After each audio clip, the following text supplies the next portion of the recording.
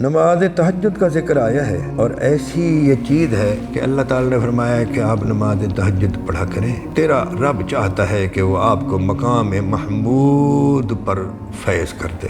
مقام محمود وہ کہ جس مقام پر آپ فیض ہوں تو قیامت کے دن سارے لوگ آپ کی تعریف کریں۔ تو یہ اتنی اچھی چیز ہے نماز تہجد کہ جو شخص اس کو ادا کرتا ہے اور لازم کر لیتا ہے، اس پر دنیا کے دروازے بھی کھل جاتے ہیں، آخرت کی خیر بھی اس کا مقدر بن جاتی ہے۔ اور یہی نماز تہجد والے ہیں جن کا ذکر ایک اور مقام پر کیا گیا، تتجافا جنوبہم عن المضاجع، ان کے پہلو ان کے بستروں سے جدا رہتے ہیں، یدعون ربہم خوفا وطمعا، اور اپنے رب کو وہ امید اور خوف کی ملی جلی کیفیت کے ساتھ پکارتے رہتے ہیں، ومما رزقناہم ینفقون، اور جو ہم نے انہیں دیا وہ اس میں سے خرچ کرتے ہیں۔ معلوم ہوا کہ یہ جو نماز تہجد والے ہیں یہ داتا ہوتے ہیں، یہ دینے والے ہوتے ہیں، یہ مانگت نہیں ہوتے، اس لیے کہ نماز تہجد پڑھنے والا جو ہے اس پر دنیا کے بھی دروازے کھلتے ہیں، آخرت کے بھی دروازے کھل جاتے ہیں۔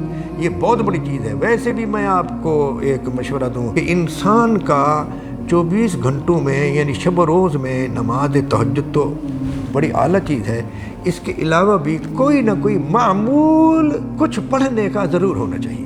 فریض کے علاوہ کوئی تلاوت کرنے کا معمول ہو، ایک پاؤ پڑھ لیں، آدھا سپارہ پڑھ لیں، کوئی دعا، کوئی آیت دعا، جو ادعیہ معصورہ ہے، نبوی دعائیں جو ہیں وہ کوئی ہر روز پڑھنے کا معمول ہو کہ یہ دعا میں نے ہر روز پڑھنی ہے۔